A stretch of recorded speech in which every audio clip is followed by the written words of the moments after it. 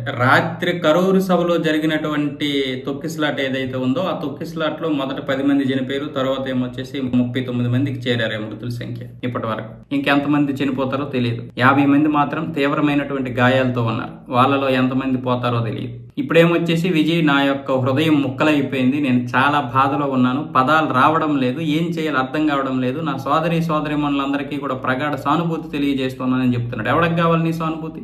జనాలు ఎక్కువ మంది వస్తారు అనుకున్నప్పుడు నువ్వు ఎలాంటి ఏర్పాట్లు చేయాలి? నువ్వు సగటు రాజకీయ నాయకుడు అయిపోయావుగా. ఇప్పుడు సగటు రాజకీయ నాయకుడు అయిపోయాడు విజయ్. ఇప్పుడు వాళ్ళ కుటుంబాలకి 1 లక్ష, 2 లక్షలు, 10 లక్షలు ఎక్స్గ్రేస్ అని ప్రభుత్వం ఇస్తుంది. నువ్వు ఇస్తావు ఏవో తెలియదు, ఏదో ప్లాన్ చేస్తావు.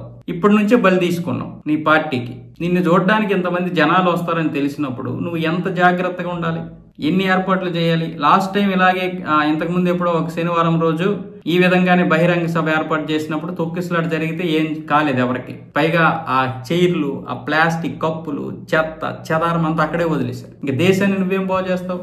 దేశాన్ని నువ్వేం శుభ్రపరుస్తావు? నీ రాష్ట్రాన్ని నువ్వేం చేస్తావు? కాబట్టి ఇప్పుడు నీ హృదయం ముక్కలైపోయిందంటే ఎవడొస్తాడు? ఇప్పుడు చనిపోయిన వాళ్ళు ఎవరైనా వస్తారా? మనం కూడా కొంచెం ఆలోచించాలి. ఆ రోజు పుష్ప సినిమాకి కూడా పిల్లలు తీసుకొని వచ్చి తన కుటుంబాన్ని నరక కోపంలోకి ముంచేసినటువంటి రేవతి లాంటి వాళ్ళు ఇప్పుడు ఇలాంటి అభిమానులు ఈ దేశానికి పనికిరారు, అవసరం లేదు. సినిమా హీరోలు చూడడానికి ఎంత పిచ్చే. ఈ టెక్నాలజీ పెరిగిన తర్వాత కూడా ఈ పిచ్చేంటో అర్థం కావడం లేదు. దేనికి అంత ఇది? ఎక్కడెక్కడి నుండో వెళ్ళిపోయి మీ సమయాలు వృధా చేసుకొని ఎవరికి కావాలండి? అందరూ బాగానే ఉన్నారు. వాళ్ళ కుటుంబంలో ఎవరైనా చనిపోయారా? ఎవరైనా చనిపోతారా? అంతెందుకు, రాష్ట్రాల కోసం, దేశాల కోసం పోరాడినటువంటి వారు ఎవరైతే ఈ పదవులు అనుభవిస్తున్నారో వాళ్ళలో పిల్లలు గాని, వాళ్ళ కుటుంబ సభ్యులు ఎవరైనా చనిపోయారా? నిజమైన స్వార్థపరుడు ఎప్పుడు జనాల్ని చనిపోవాలని కోరుకోడు, తన వెంట మొత్తం జనాభా రావాలని కోరుకోడు. తను ఏదైతే ఒక ఉద్యమం చేస్తున్నాడో ఆ ఉద్యమం సక్సెస్ అవ్వాలని చూస్తాడు. తెలంగాణ కోసం కొట్లాడింది ఎంతమంది? చనిపోయింది ఎవరు? అనుభవించింది ఎవరు? ఈ దేశం స్వాతంత్రం కోసం కొట్లాడింది ఎవరు? చనిపోయింది ఎవరు? అనుభవిస్తున్నది ఎవరు? ఈ రాష్ట్రం ఏర్పడాలని తమిళనాడు నుంచి పొట్టి శ్రీరాములు గారు చనిపోయారు. ఆయన కుటుంబానికి 1 రూపాయి కూడా ఇది లేదు. తర్వాత మనం అనుభవించాం ఆ ఫలాలు.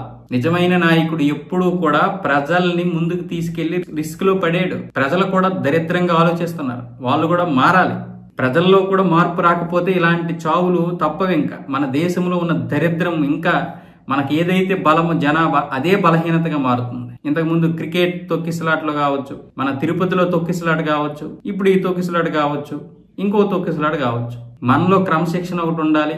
రాజకీయ నాయకులు కూడా సరైనటువంటి ఏర్పాట్లు చేయాలి. స్వీయ నియంత్రణ ఉండాలి. మనలో మనకు నియంత్రణ లేకపోతే ఈరోజు పోయేది మన ప్రాణాలే.